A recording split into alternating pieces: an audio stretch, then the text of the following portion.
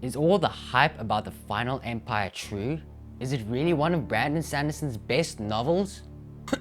I'll take a deep dive into each aspect and what Brandon Sanderson did right and what he did wrong.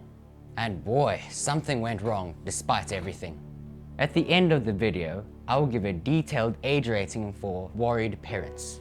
World building, 9 out of 10. The best part, no surprises here. The fascinating Allomancy has come to define the hard magic trope, setting the bar high for his other works. The push and pull, the action and reaction, consequences and advantages are what make his magic systems work. Scadrial is as amazing as it is colorless. Somehow, Brandon Sanderson threw into the melting pot dark fantasy, dystopia, and apocalyptic. The Lord Ruler favored him, as it did not chemically react and explode in his face. Speaking of him, I would classify him as world building, since the dude is 1,000 years old and is as powerful as a storm and as unstoppable. Relentless, cruel, and all-powerful. He is one well-done villain. Plot, 7 out of 10.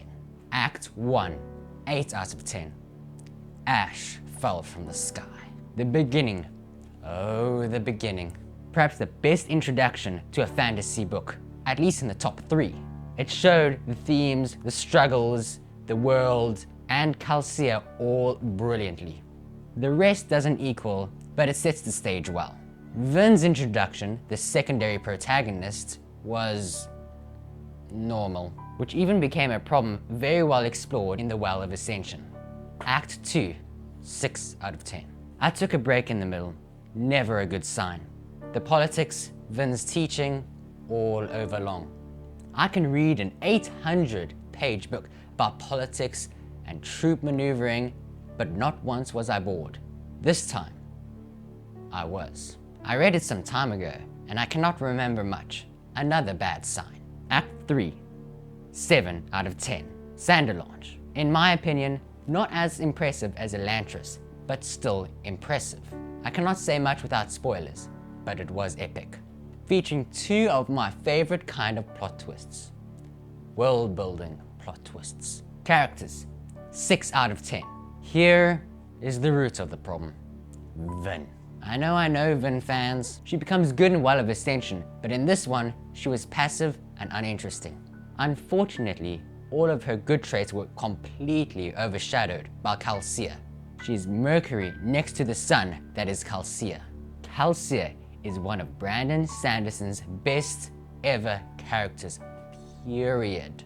His trauma, his grit, his multi-dimensional personalities, and his relationship to each character. Elend is a little bit uninteresting, passive again, but the crew are amazing. Basically the A-team, but in fantasy. Overall, 7 out of 10. An amazing piece of art with a happy little accident. Even though it has a problem, it has a lot going for it.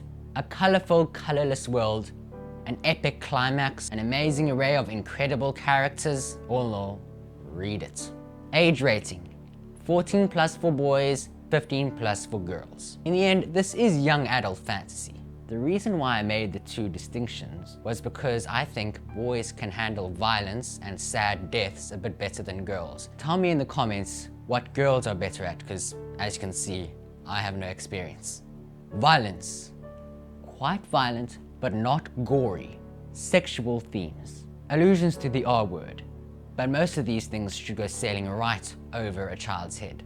The R word was never mentioned, I think. There is some innocent romance. Scariness.